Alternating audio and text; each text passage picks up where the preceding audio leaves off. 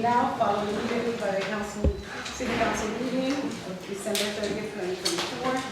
We have approval of minutes, we have report of correspondence by city clerk, we have ordinances of second reading, we have number 1, an ordinance to amend and supplement the regarding our ordinances of the city of Brunswick. This is in reference to parking zones for handicapped persons.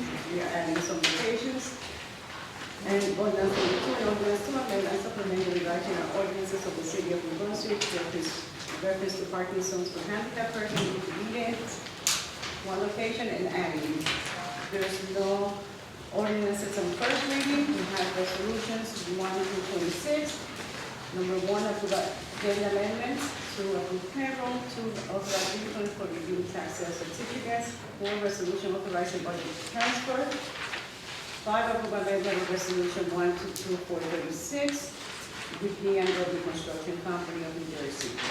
6, approve amendment of resolution 102-418 with McDonald Group Inc. doing business as McDonald LLC. 7, approve amendment of resolution 052444. This is the reason is a company name change.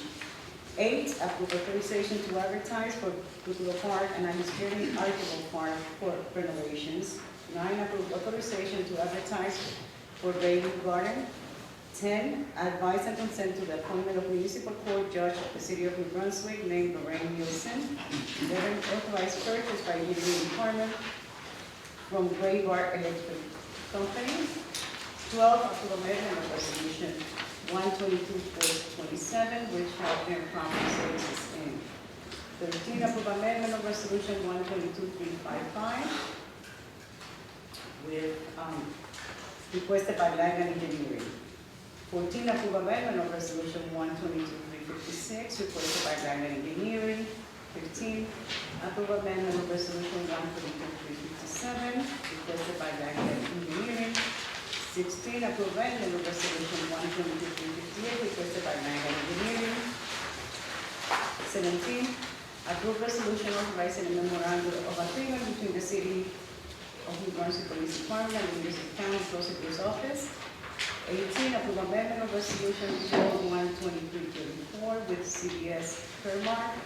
19, approve amendment of resolution 01-2437 with Aetna US Healthcare.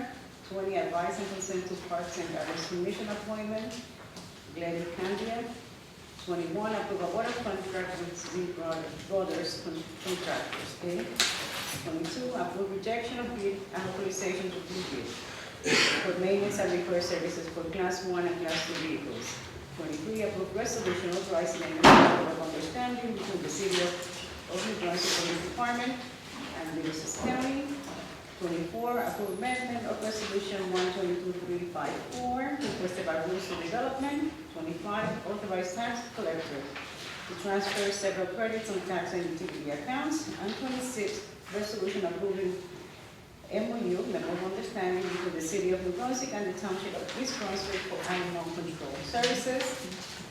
Days to remember, public comment, days to remember, City Council agenda review session, January 8th at 5:30, followed immediately by the council meeting.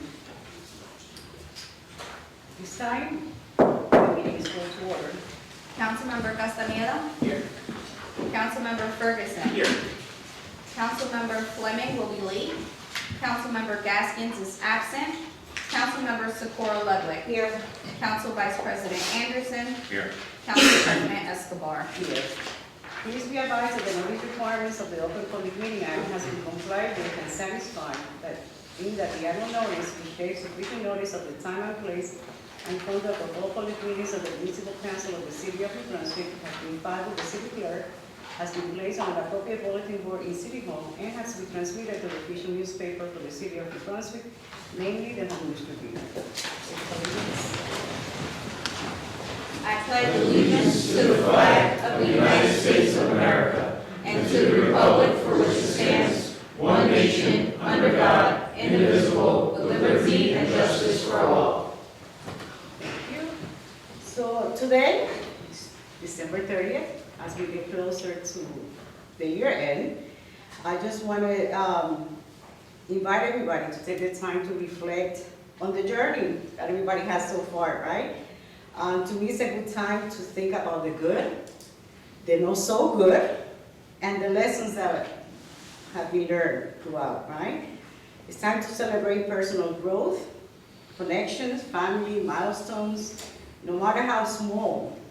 It's always good to celebrate. Even those challenges that we had, sometimes, we take them at heart. Don't take it at heart, just take them as lessons and a way of giving us strength, right, to continue moving forward. So, to the staff, I just want to say thank you for all your diligent support for your work. You exemplify what public service should be. So I thank you for that.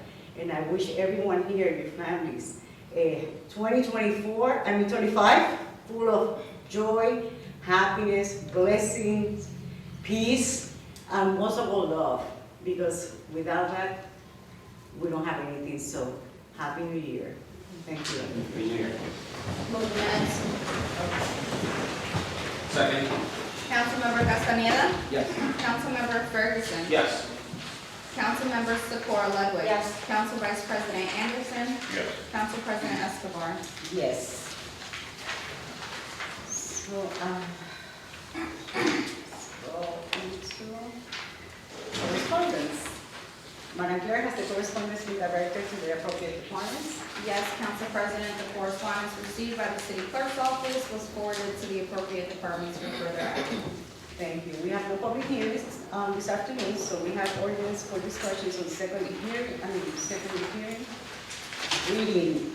So we have ordinance 122-404. It's an ordinance to amend and supplement the revised general ordinances of the City of New Brunswick, Title 10, Vehicles and Traffic. This is handicapped persons, Schedule 39, parking zones for handicap. We are adding 236 George Street, 56 Delaware Street, and 258 Harold Street. Do any of my fellow council members have any questions or any comments on this particular ordinance?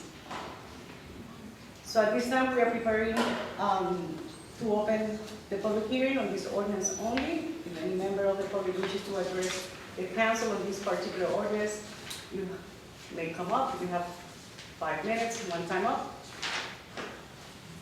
Seeing none? Move the ordinance. Second. Councilmember Castaneda. Yes. Councilmember Ferguson. Yes. Councilmember Socorro Ludwig. Yes. Council Vice President Anderson. Yes. Council President Escobar. Yes. We have ordinance 122-405. It's an ordinance to amend and supplement the revised general ordinances of the City of New Brunswick, Title 10, Vehicles and Traffic. This is in reference to parking zones for handicapped persons. We are deleting 20 on Juliet Street and adding 20 on Juliet Street. Do any of my fellow council members have any questions or any comments on this particular ordinance? At this time, we are preparing to open the floor for public comment on this particular ordinance only. You have up to 5 minutes. One time up. Seeing none? Move the ordinance. Second. Councilmember Castaneda. Yes. Councilmember Ferguson. Yes. Councilmember Socorro Ludwig. Yes. Council Vice President Anderson. Yes. Council President Escobar. Yes. We have resolutions 1 to 26. Before any of my fellow council members, any questions or any comments on any of the resolutions?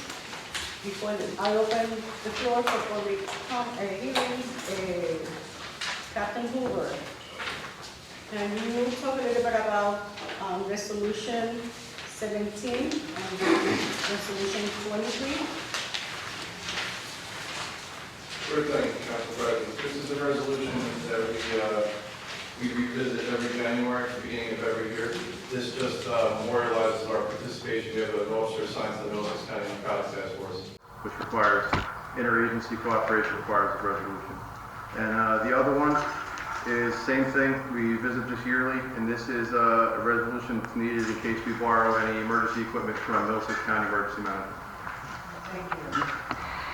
At this time, we are opening the floor for public comments on the resolutions only. Any member of the public wishes to address the council with any of the resolutions, you have one time up to 5 minutes. Please come forward. Good afternoon, council members. Charlie Craddenville, Spanish Street, New Brunswick, and Edinburgh, New Brunswick today. A few questions about items on your agenda. First, let's start with at the bottom of page 2, number 10, the new judge. Can you speak to this person's qualifications and let us know which of the judges they'll be replacing? Shammy? Yes, Madam Council President, members of council.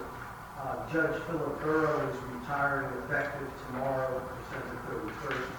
This appointment will need to replace that seat as an associate judge in the Brunswick Municipal Court. And to the appointee for qualifications? Madam Council President, members of council, this individual has been a municipal prosecutor for at least 2 decades in various towns throughout the county and outside the county. She is an experienced prosecutor, an experienced litigator with respect to municipal court matters, and I know her personally for years, just dealing with her in various courts. My humble opinion, she'll be an excellent judge. Thank you. Do you know if she speaks Spanish? Do you have that information, Mr. I Shammy? don't know if she speaks Spanish. I've never spoken Spanish to her. I don't speak Spanish, but I know she deals with all kinds of individuals in different courts. Whether she's fluent in Spanish, I do not know. You started with minor position? It's not. Thank you. Just asking because I believe Judge Burrow was a Spanish speaker, is a Spanish speaker. Can you tell me, is she going to keep the other jobs, the prosecutor jobs that she has? Is this going to be her only? She will. I cannot. She cannot, so she will. If you're a judge, you're a judge. You can't be a prosecutor and a judge. Got it. And the salary for the position? Mr. Shammy? I believe Judge Burrow was making, but I don't have that number exactly off the top of my head, so I'm going to get back to you. Thank you. Of course, wish her well in the position. We'll go next to 14 and 15 on page 3, and I think there's another one, noise ordinance for construction, relaxation for construction on these 3 projects. Does that mean that these projects will continue throughout basically the whole year? I see on bottom of page 4, Russo's getting extension to December 27th, 25, and these other are through the full calendar year. Does that mean, like, for instance, the cancer center is not going to be done in 2025, or is this just you're giving them more than they might need? Mr. Valenti? Good afternoon, Madam Council President. These are response to requests by Langdon Engineering. Not in all cases, they may or may not last all year. Certainly, I believe the hub or the helix will definitely be the entire portion of the year. The Cancer Institute is going to have clusters of activities of work, some related to actually completing the interior. Other activities are going to be moving. They have thousands of offices and furniture moving, so that's why there's some generous time frames as it relates to this, so we don't have to keep coming back also every month to the council and requesting additional time. Thank you. Move on to number 18 on page 4, the CBS contract, $9.5 million. Can you speak to how they were selected and what exactly is the city getting for this $9.5 million? Council President, this is a part of the 3rd year of the contract we have with CBS, and this provides all the prescriptions to all our employees and the families. Okay. And then the last one, the East Brunswick Agreement for Animal Control Services. Can you just clarify what's going on here? Is this just a simple renewal of the existing agreement? And what is that agreement? Is the value? Sure, Council President, this resolution is to clarify the reimbursements for overtime in the contract, the current contract with East Brunswick. Okay. That's all on the resolution. Thanks. Hi there. Last week's Brunswick, certifying action number 9 on the agenda. There's a pardon related to the fellowship of the resolutions stated there as rain garden demonstration project. I just want to clarify, is this a permanent garden or is this a temporary installation? Mr. Valenti? Madam Council President, it's intended to be a permanent solution.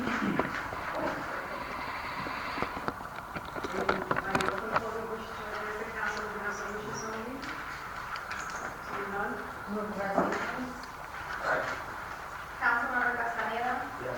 Councilmember Ferguson. Yes. Councilmember Fleming. Yes.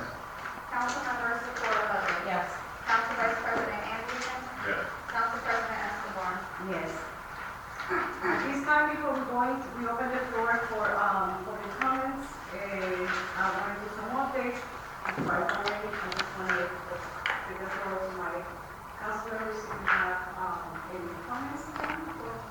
I just want to wish everybody a prosperous and healthy new year and remind everyone for the fireworks display that we have downtown on New Year's Eve. If you don't have reservations already in the restaurant, the DJ, I believe, starts at 11:30 and the fireworks are scheduled to go off at 12. So I hope everybody can join and enjoy that as well. And say goodbye so it doesn't rain. So I just want to give a few updates that I'm going to start with last week.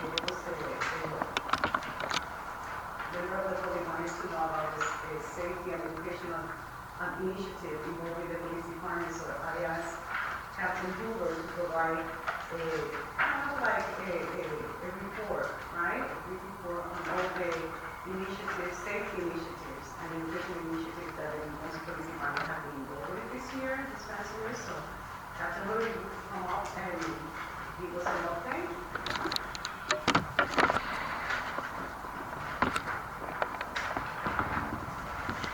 Sure, Council President. Actually, I want to thank you for this opportunity to actually publicly highlight the good work that our women and men do over here. So thank you for that. I went a little in-depth. I touched on each division, a little bit of what everyone does. Starting with traffic, we regularly participate in a sustained enforcement grant. This most current one began October 24th, and it continues through September 25. To date, 93 summonses have been issued and 51 warnings have been issued. The traffic unit also conducts speeding enforcement details regularly and monitors traffic patrol locations for traffic-related issues or neighborhood complaints. And in the month of November, which was the last complete month that we've had, the traffic unit issued 106 summonses for all-purpose traffic-related violations. Skipping over to the patrol division, the backbone of the police department, we conduct what are known as directed patrols. They're largely based on neighborhood complaints and resident complaints, and if specific to what their issue is, and that could even be suspicious activity to little Mrs. Jones. Her husband passed away after 50 years and she doesn't feel safe at home anymore. That would be considered directed patrol. So right now we have 14 active directed patrols, but they've gone as high as 30, 35. Again, for the month of November, which is the last full month, the patrol division visited directed patrol locations 1,103 times for concentrated attention on these specific areas of the city. Additionally, the patrol division in the month of November issued 742 all-purpose summonses. That includes city ordinances, parking violations, and moving violations. To the Safe Neighborhood Area Patrol. The primary area responsibility for Safe Neighborhood Area Patrol, or the SNAP unit, are targeting specific neighborhood problems and quality of life violations citywide. Again, these are based on resident complaints and local neighborhood concerns. For the month of November, the Safe Neighborhood Area Patrol Unit issued more than 25 all-purpose summonses and made arrests for offenses ranging from robbery and attempted murder to drug offenses.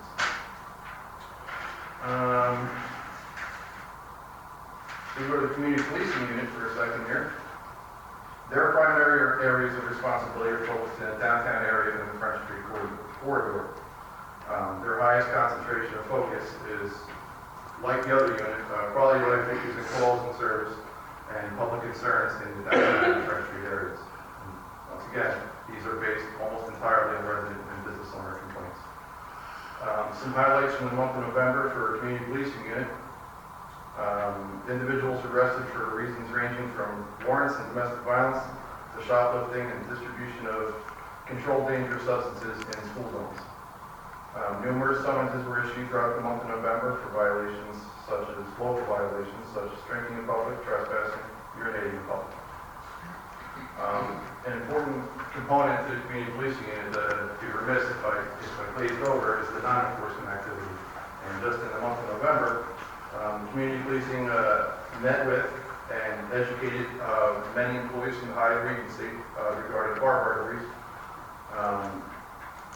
The community policing unit handed out hundreds and hundreds of turkeys to city residents in the days prior to Thanksgiving. They also participated in a funeral for a 103-year-old city resident who served his country in World War II, passed away. And that was, the community policing unit took the lead on that.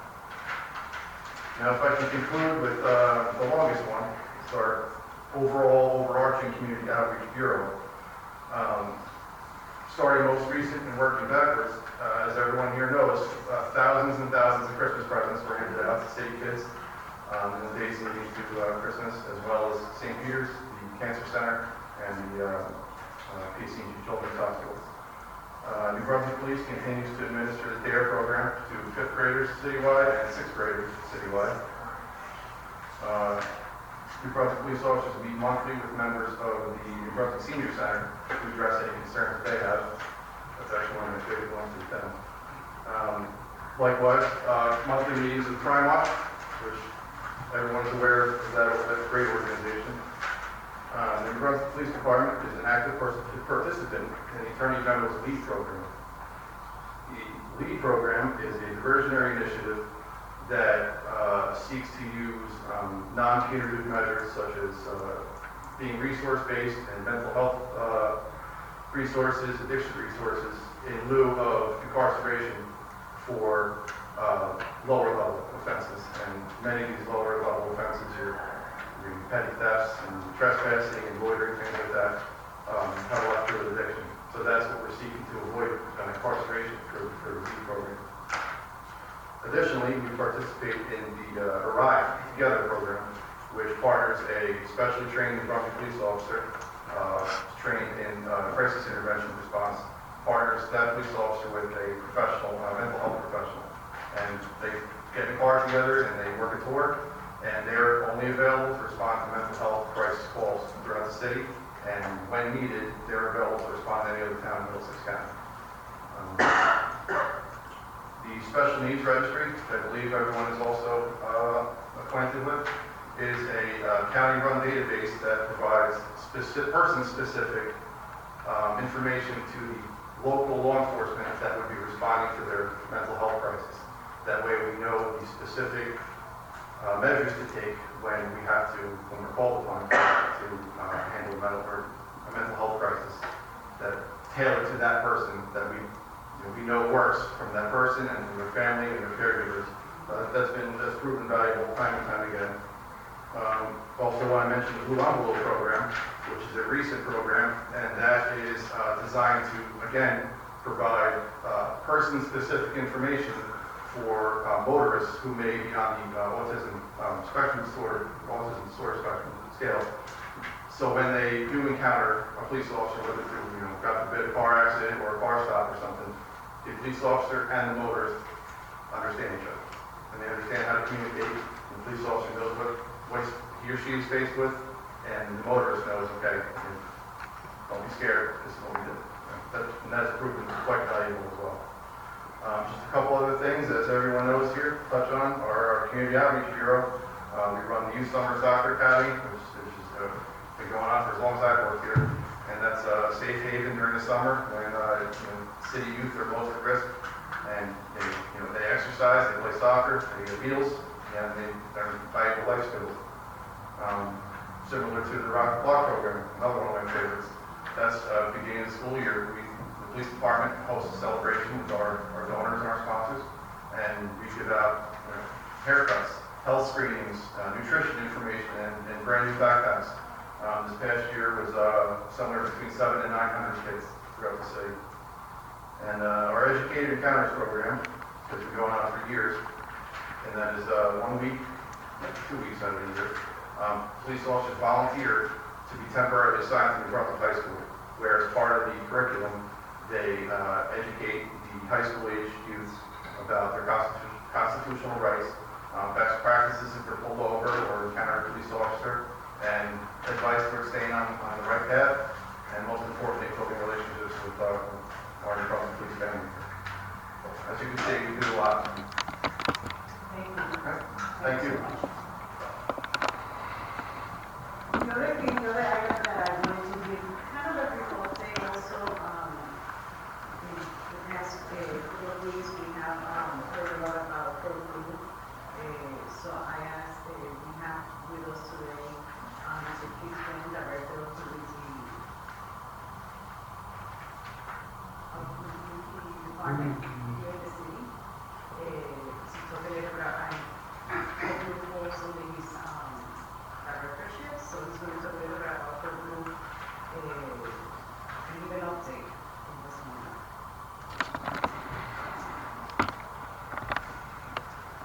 Thank you, Council President. Good evening, everybody. Happy New Year to everybody.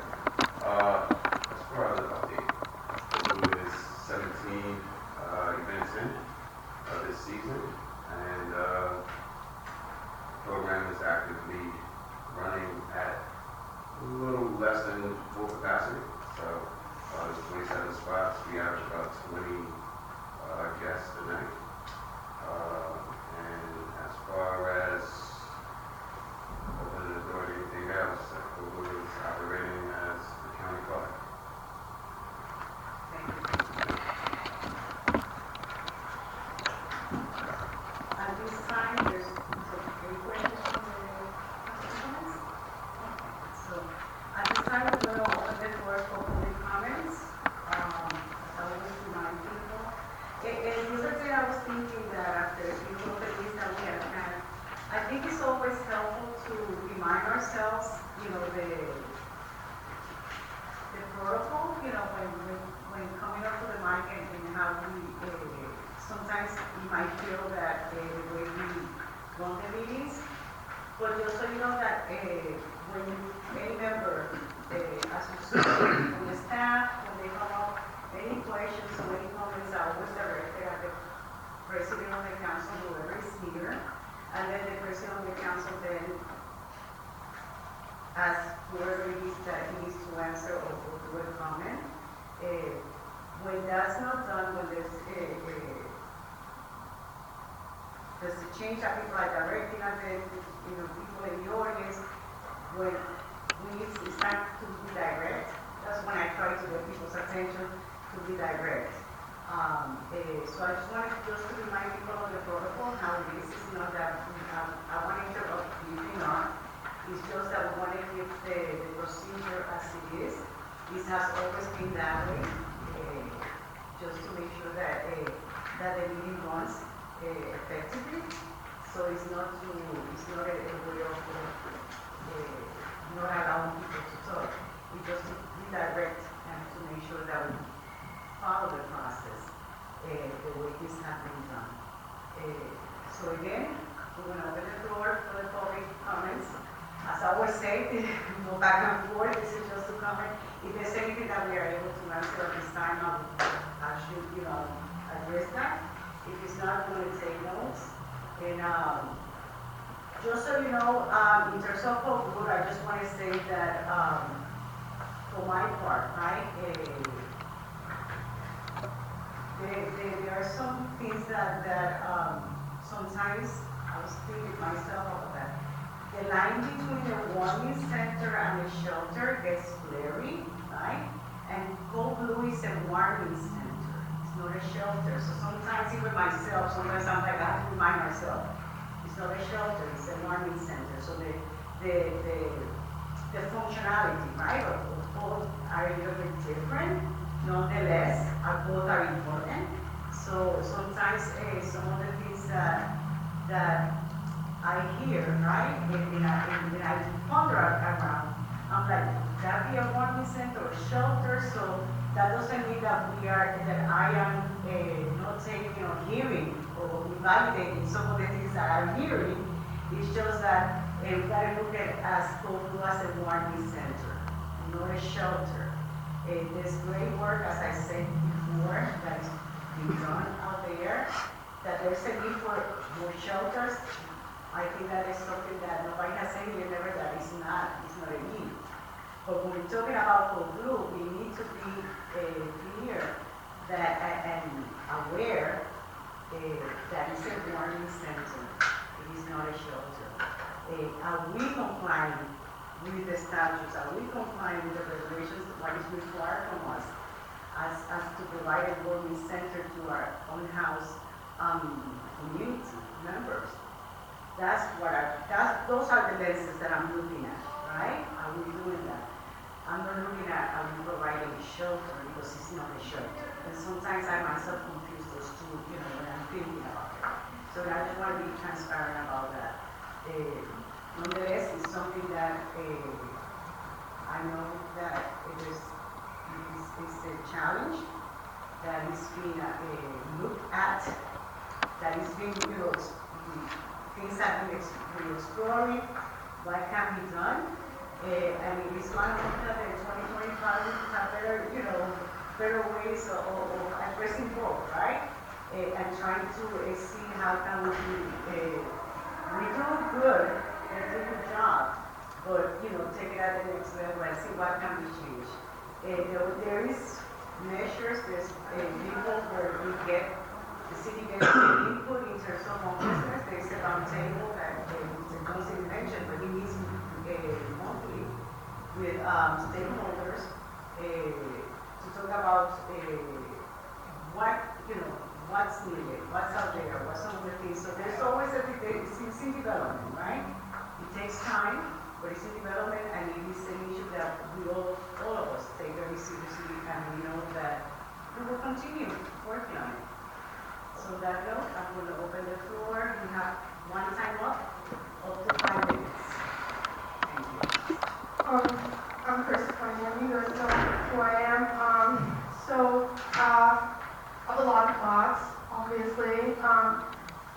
First of all, I, am deeply concerned that this doesn't really respond to basically anything in our demands as far as, why can't there be, public notification when a code blue is in effect via thermometers in the parks, for example, right? That was one of our demands that hasn't been mentioned at all here today. Also the removal of Keith Jones, that also was not addressed at all. Also the addition of an oversight committee, that hasn't been addressed at all. Also, the 27 spots is misleading because 20 of the spots are beds, 7 of the spots are chairs. Okay, so that means that they have to stay in a chair all night. They can't sleep in a bed, they can't sleep in a cot, they have to sit in a chair. Okay, so let the record show that's important to understand, right? I think there's also updates here that are not being shared, right? So the fire marshal, right, did say that people can't stay in police lobby, right? So you guys are telling people that they can't stay in the police lobby anymore. So I think that's important too. Like that's an update that should have been read into the public record because it is relevant, right? So speaking to like some of the comments we made last week about how transparency is frustrating here, right? Because there are things happening that are not being discussed here. And I think honestly, I found Keith Jones's discussion frankly quite insulting. That was not a real update. I'm sure you'll understand that, right? It wasn't. It didn't address really any of the demands I get, right? Like, we spent time on those come from experience, right? And as far as like clarifying the difference between a shelter and the warming center, we do understand that, right? Like, we're smart, intelligent people, right? Like, who really care about this. We're highly educated people who care, And, so, this is just another example, really, of exactly the problem, right? Which is like, You're having these conversations behind closed doors and not fully expressing to the public what's actually going on, right? He's incredibly misleading. I'm pretty sure all of you know that Keith Jones is incredibly irresponsible, right? Due to his behavior all the way back, he shut down the Warming Center in the middle of the winter, right? Okay? People sustain cold injuries when you do irresponsible actions like that, right? So to have the very person that we're actually asking to be removed to come up here and deliver to us a, 15-second summary, it's very hurtful. It's hurtful to the community. It hurts the trust of the community in the city council and in the mayor. And by the way, it's extremely frustrating that the mayor has not been here at all for any of these discussions, right? It shows that his priority, he does not care. Like, this is an actual emergency, right? People are sustaining cold injuries, okay? I was talking to someone impacted by this, right? Who was not able to get into the Warming Center, okay? And when I asked her what she did, during that time, she told me, I cried.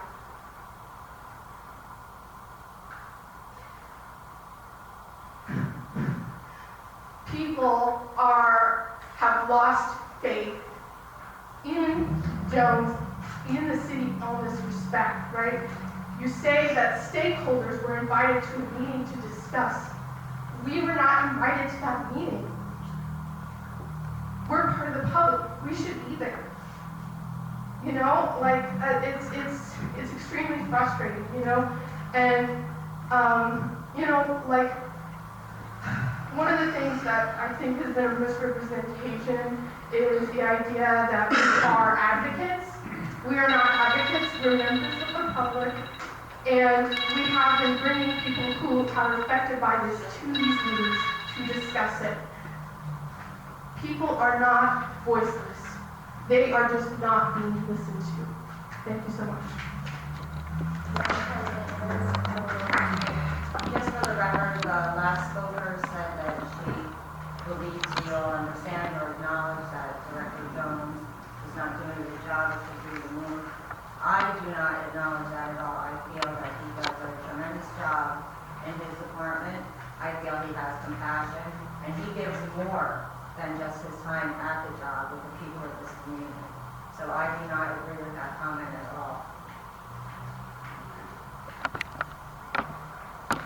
Good evening, everyone. My name is Alina. I'm a Brunswick resident. I live on Dublin Street.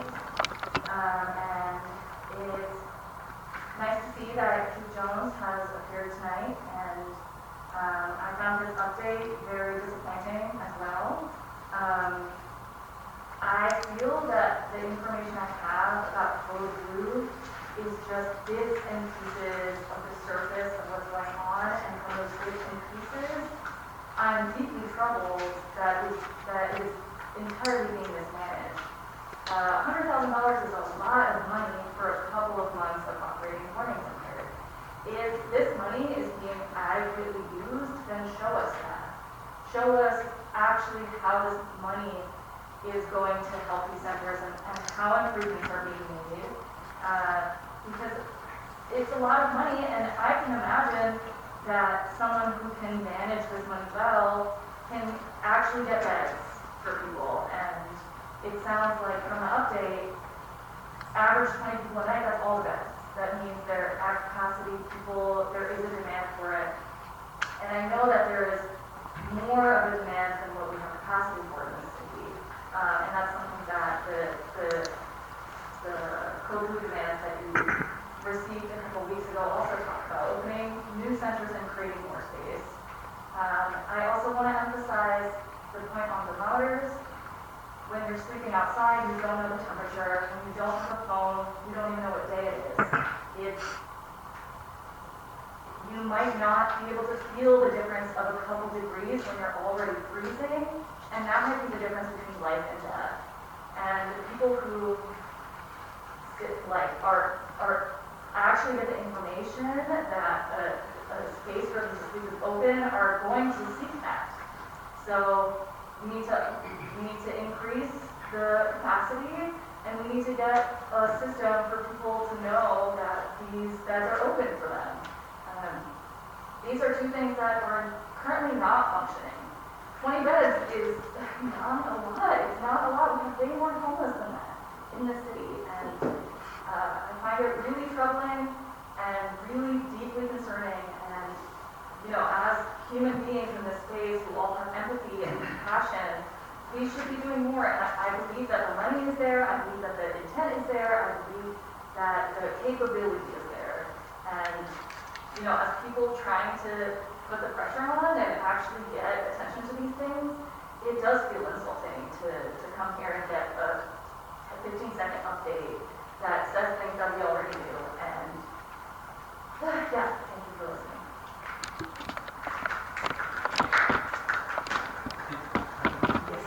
Just a clarifying question, please. I don't believe Mr. Jones said it was from that development.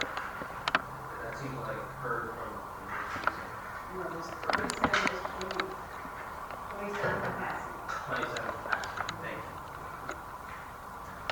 Hello, my name is Alex. I live in the city of Brunswick. I'm here to also talk about Fort Blue.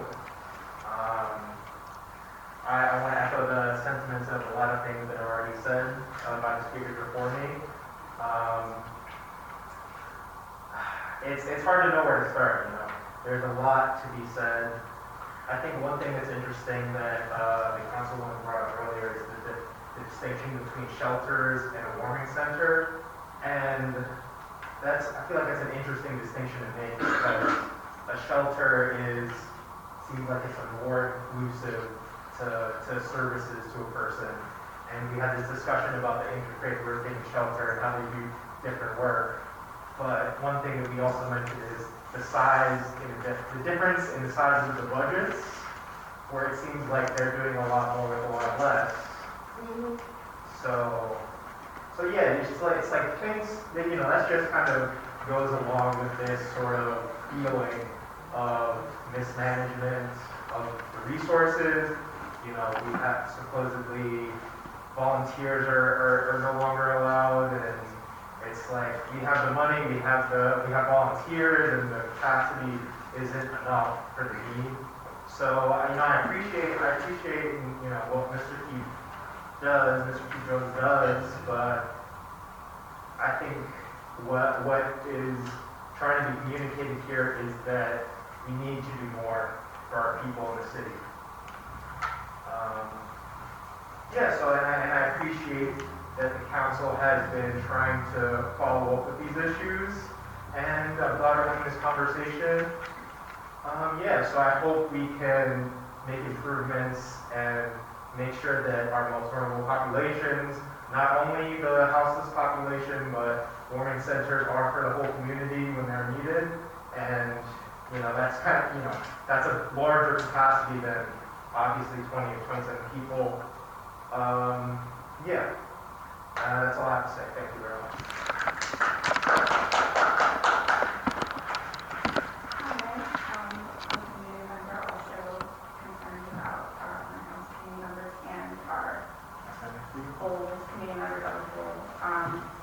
I have to say I'm appalled because it does feel like it's a lack of empathy about our unhoused neighbors and our neighbors in general.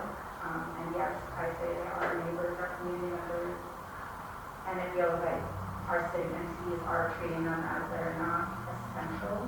And the cold blue measures as mandated are feeling like they're being treated as they're just doing the bare minimum of decency, and that the city is reluctantly administering it, and it's freezing, and there's lack of guards. And we know that there's more than 27 needed. It doesn't matter that there is 27, there's more than 27 needed. There's more than a 27 amount of population of people that may need it. It's not just the unhoused population who may need to use this measure. We do ask that you not only increase the amount of beds but increase the resources allowed. There are cities that utilize their recreation centers, their community halls, their other public spaces during COVID. There are willing volunteers all over Brunswick, across the county.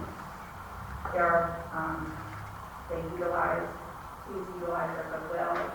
Increase your capacity across the city to not only have one volunteer for such a large city, because honestly it is negligible. Additionally, we know that there has been an increase of unhoused folks all over the nation, and that is an understatement. So we need long-term solutions. Folks who have lived in New Brunswick their entire lives, including their parents and their grandparents, are being priced out of their neighborhoods. We need to invest in our community. We need community centers. We need public gathering spaces. We need after-school activities for all of the children. Most of all, we need low barriers to entry, affordable, permanent housing. The only way forward is to invest in the community, not pushing folks in and out of shelters, not criminalizing folks for living outside. We need low barrier to entry, affordable housing in the city. Our strength as a community is only as strong as our care for one another. Thank you.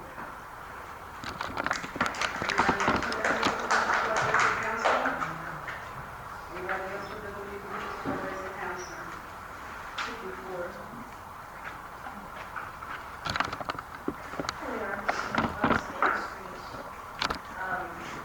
So I have a few different things that I wanted to ask about.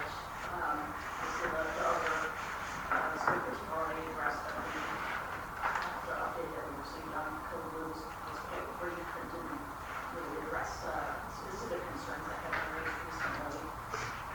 When will those concerns be responded to in full and by whom?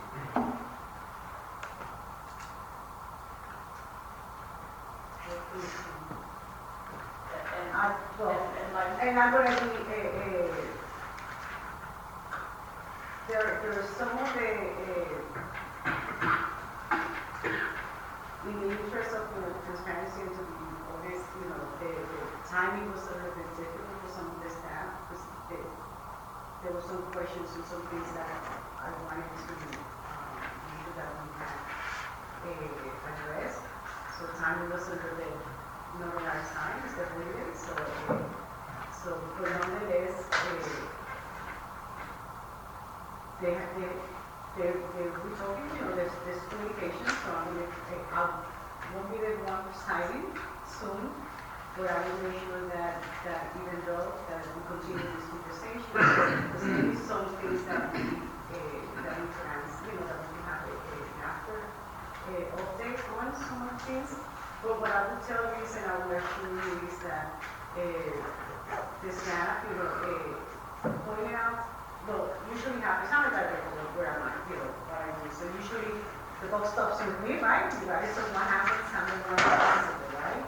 So the staff is doing, we have confidence that the staff is doing what they need to do every job.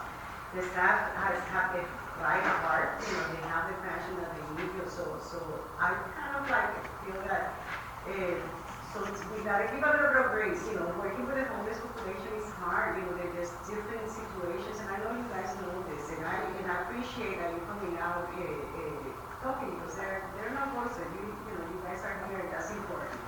And also knows me, they know that this is my sentiment. But we have to give grace. Things sometimes don't happen as fast as we would like to, but I think that the staff and the director have been up to what he's able to do, has been very, have done what he has been listening, he has listened, even though we think that he's going to have listened, and he has been trying to address some of those the challenges of some of the concerns, right?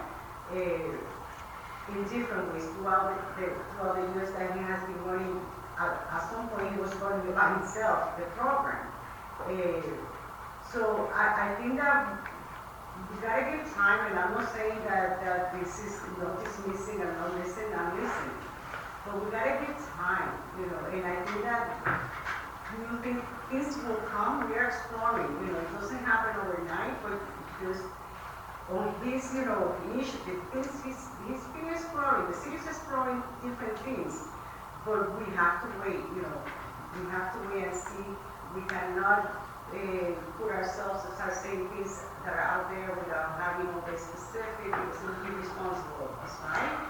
So, I just ask you to just give us a little time. Give us a little time, and you'll see, some things that, that might be a little bit better.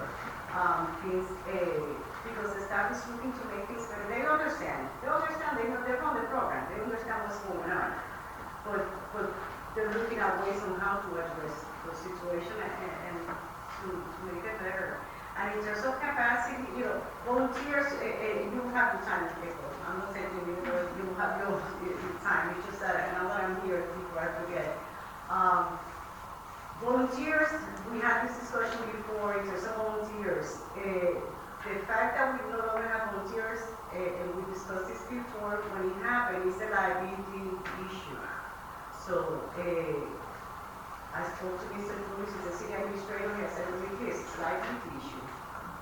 So we have, it creates another layer, right, of challenges by having volunteers. Yes. So if I'm pleased the council, I can make, now that I hear a little more detailed requests, I can give an update as soon as finished. So there's other things so that's the thing with volunteers, right? So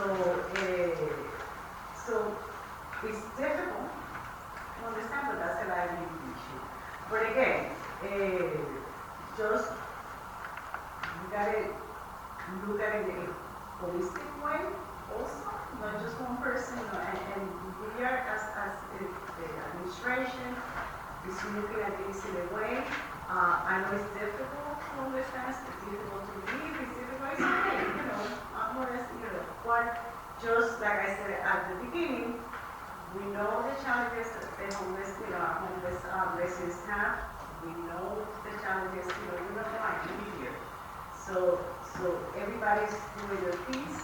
It's difficult. It's not an easy task, but we are working on it.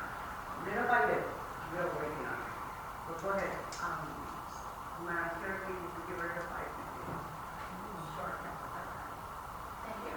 And I certainly understand that, it's an exploration process, and that's something that takes time, and it is difficult, and there's a lot of things to understand.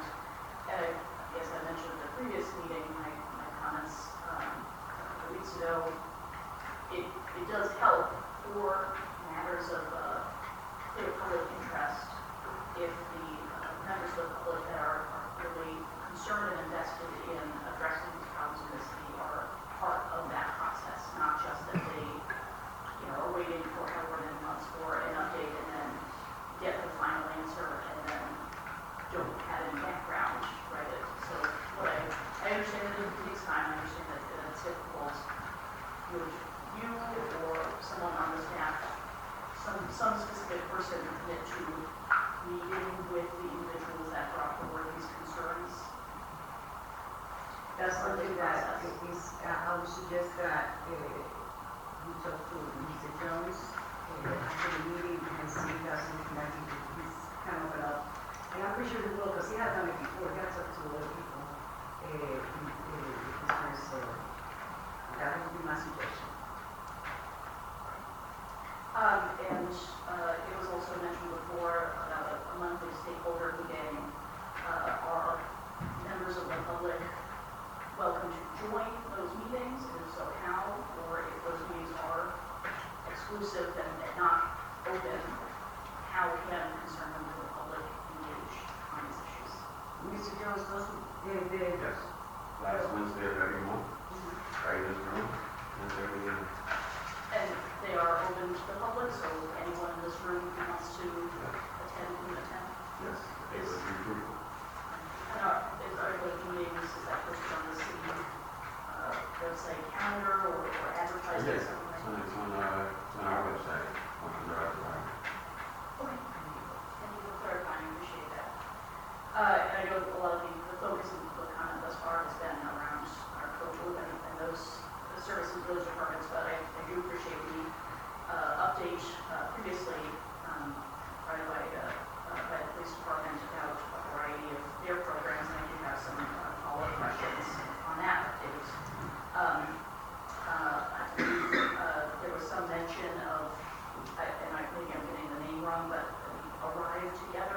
program that trains officers to handle mental health crises.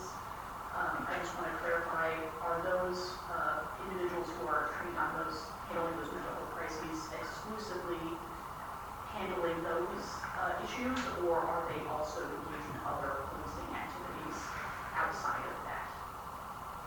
I think I know the answer, but I have Captain Hoover answer, because that's an attorney general. Captain Hoover, the officers that are trained that go out with in the RIDE program, are they trained just for their RIDE and that's all they do, or they do other patrolling? It's just that if there's a need, they can pull out just for that specific case. No, these officers were already trained in the, it's called the CIT program, Crisis Intervention Training. It's specifically designed for law enforcement responding to mental health crises. I took it years ago. It's a week-long program. So our officers were already trained in it. Not every officer, but a handful of them were already trained in it.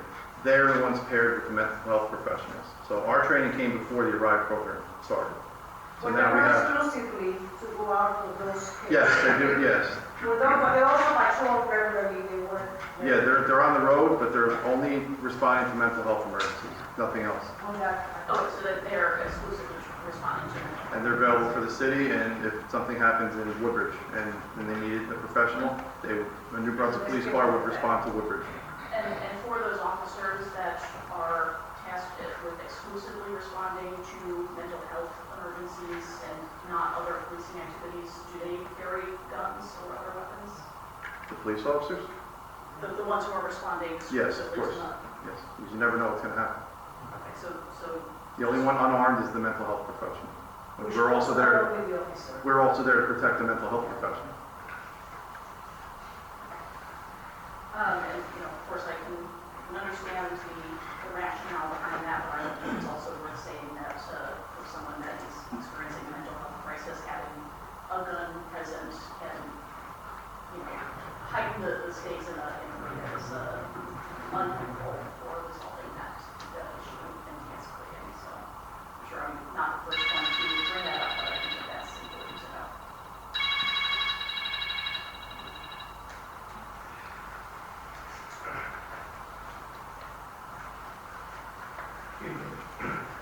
Council, am I recognized?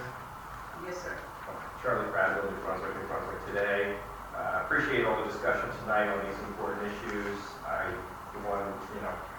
have a lot to be thankful for, and I hope everybody's having a very happy holiday season. I think that it's a great time to reflect and look for lessons to learn. I do have some questions in response to what's been said today, so just cutting to the heart of the matter on the code blue capacity. Is it true that 7 of the 27 spots are not beds? Is that correct? Right, okay. So So if I might, I give you, I'm going to stop the clock, because I just want to make sure that, are we, the code blue, the capacity that we have, the 27, the capacity, are we supposed to provide beds, 27 beds, or chairs? What is our responsibility as the code blue requires? Code Blue is not required to provide any bed. The city provides, because that's what we feel people need overnight. We're not required to provide any cots. There's not a Code Blue across the county that is providing cots because it's required to. So the capacity is 27. So we have 20 cots available currently, and then 7 chairs for one.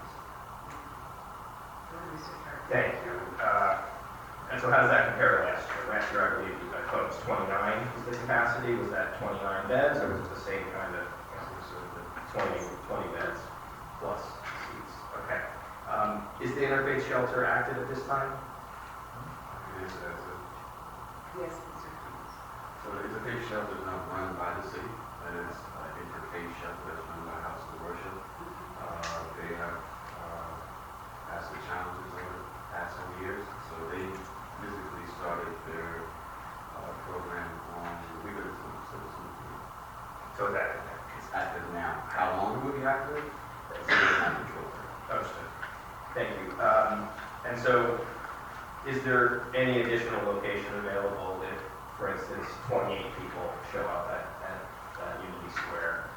where would that overflow be directed? I've been told in the past in the police lobby, but it was said tonight that maybe that's not what anymore. What if any is the overflow location? Mr. Jones, what is the plan for the overflow? So our plan for overflow in the monthly meeting that we had, so we've been talking to several houses of worship to get them to open up their doors for this community. So there's talks, exploration, so before you start, you go to this place, that's a possibility. Okay, so it sounds like there's no firm. I can explain it more. Up to this point, Mr. Jones, have we had any, and I know you mentioned, I just wanted to make sure that I heard correctly. Up to this point, have we had any challenge with capacity in overflow? No. Okay. I do agree with the recommendation that a second warming center be prepared.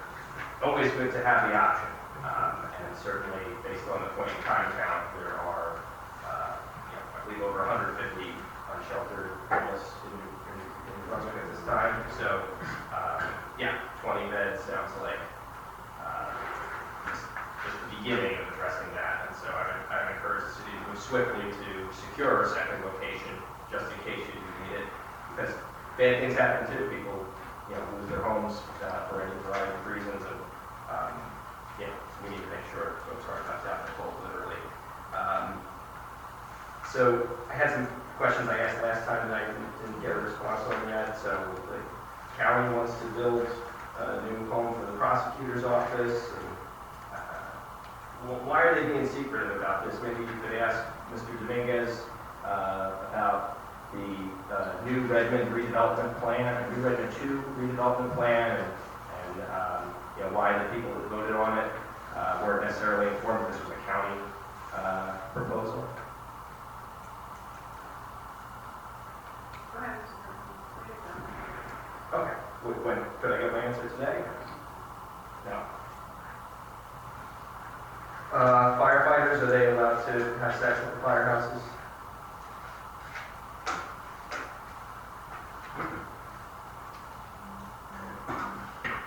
Can I get that answer today?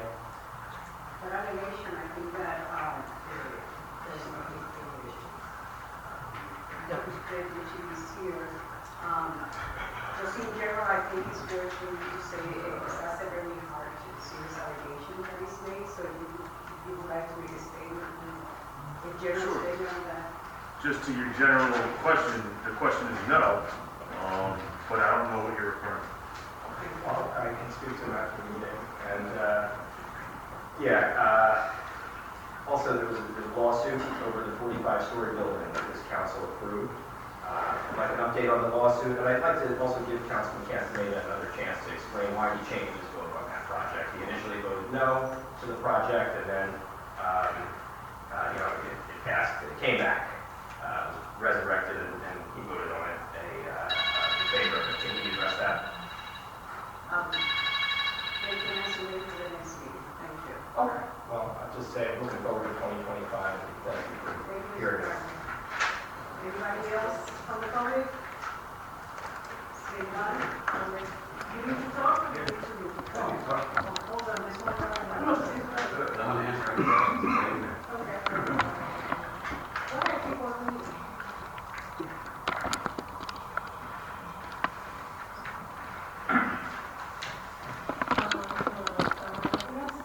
Yes. I just wanted to ask you, I have a little question, which has the word Just for the record, all the questions are directed to me, and if you have any questions for Mr. Jones, I will direct you. I will jot it down. If he's able to answer them, I will ask him to answer them today. If not, we will have to wait for you. Okay, Thank you. I just wanted to know which houses of worship have been reached out to, and also what kind of challenges are you being met, or the city being met with. I've been volunteering with NRC for city men's shelter recently, which has been a really good experience. I noticed, Sarah Escobar said that we don't have a lot of time, or we need to give the city time, and I understand that. But with President Trump coming into office.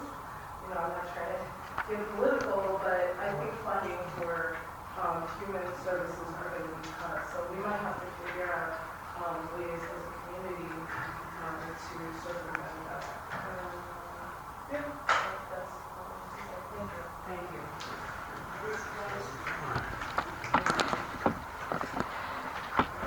So, I'll start backwards, and I actually thank you for that point in terms of the new administration coming in. We don't know exactly what we're going to inherit or be up against in terms of support, which will run the risk of all of the challenges that we face as service providers being a lot harder.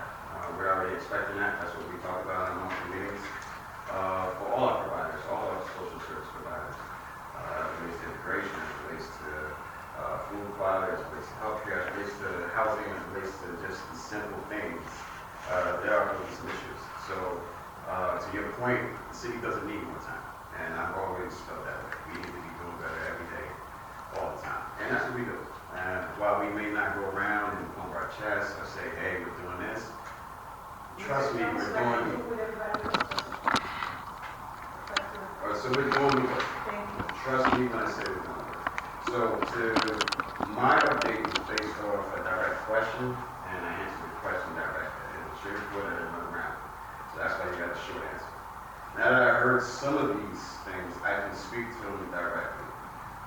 Public notification in parks as temperature thermometers, we wouldn't be responsible for that.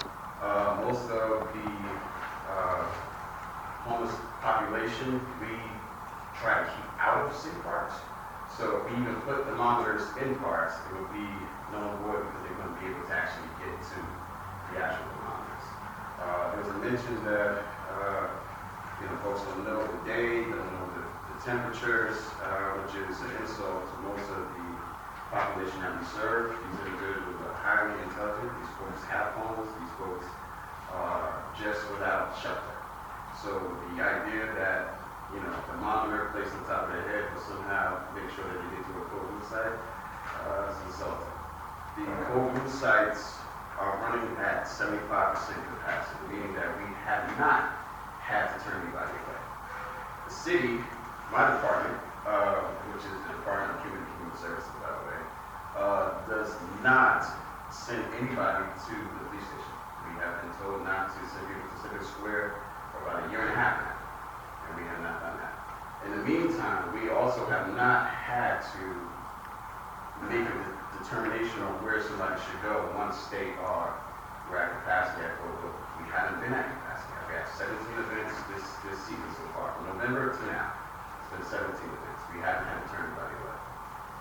The legislation I invite you all to take another look at does not require us to have a cop. Does not require us to have a bed. We try to do that because when I volunteered in this capacity almost 13 years ago now, we took the cots that we were using for hurricane relief and just gave them to this population. We kept that model ever since.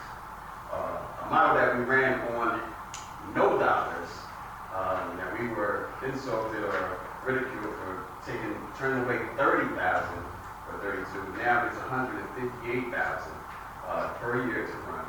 And in terms of volunteers, it's not a liability issue. That's my key. My key is that we've taken 5 people that were formerly members of this community, or that were residents of our shelter. They are now employed as city employees. So if we're looking at how do we not only provide a cot overnight for these individuals, but how do we provide a way of life?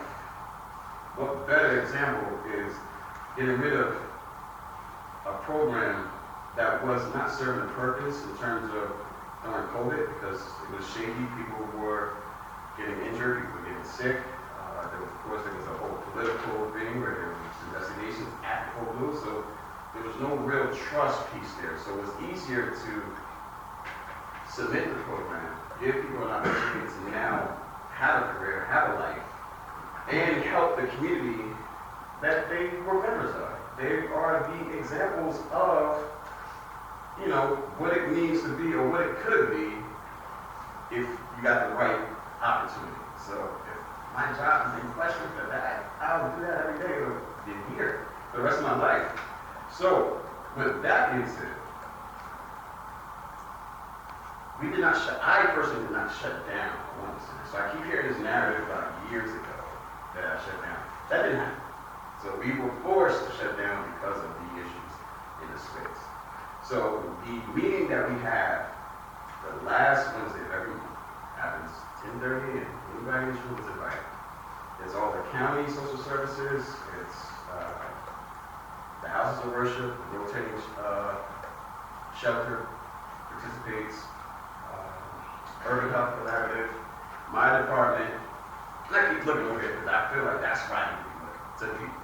So I apologize if I keep doing that, but I need to address what needs to be addressed. But so this meeting is where we talk about the issues of each organization. What's happening good in your organization? What's happening bad in your organization?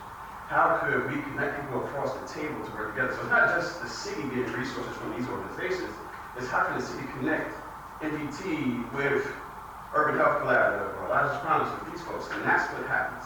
The school district is here. The school district talks about their homeless population. And what we do is we connect the dots and make sure that we can provide support to each other. Rotating shelter is a 15 men, not 20, not 27, 15 men that are picked off of a coordinated assessment list, which comes from the county, not from Brunswick.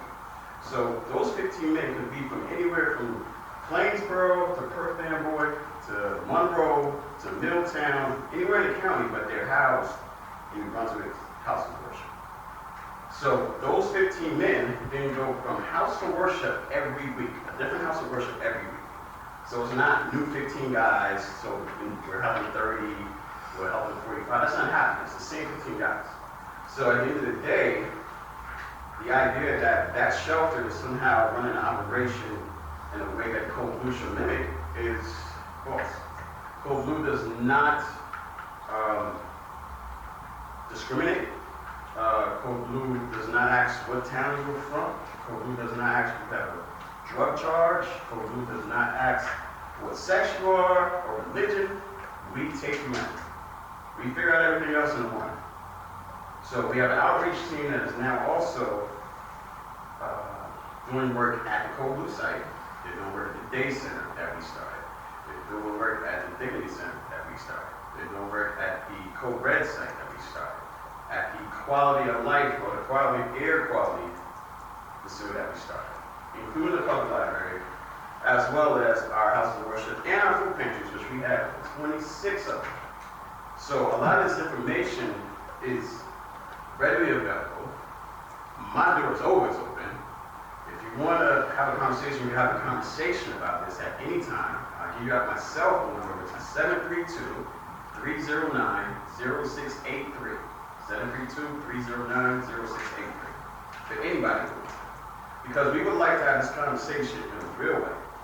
And to make sure that people are not so... I want this type of passion about our homeless services dead of summer. And not only in December. Because the real tough time for the homeless population is not the winter time, it's the summertime. Why is that? Because we don't have the big hearts, we don't have the big advocates, we don't have the food donations, we don't have the coat drives, we don't have the shelters. People are on vacation during that time. So all those coats and the blankets and the boots and the hats that everybody piled in this homeless population, all winter, they're still carrying. Throughout the summer, with no resources available. So I want people to keep that in mind when they're talking about how much they care about this population. All right, so again, my office is available at any time. It's still early, so if you want to have a drink after this, I'm available for that.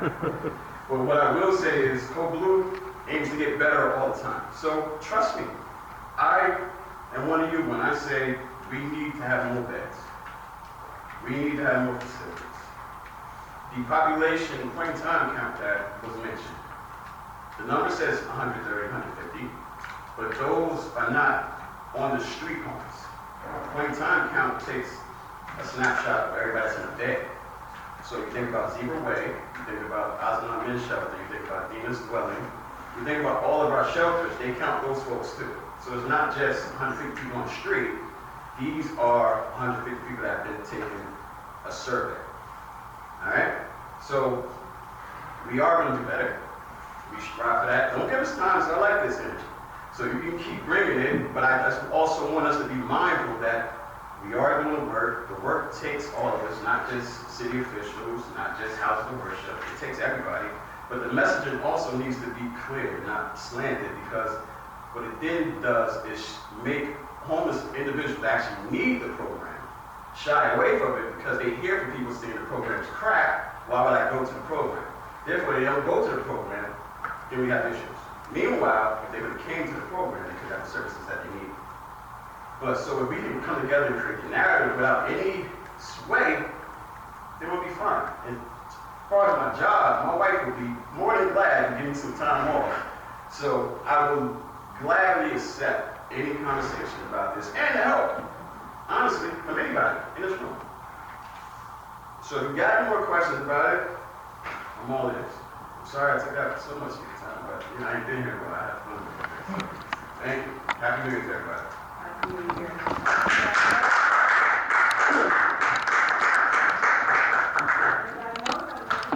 Motion to adjourn. Motion. Second.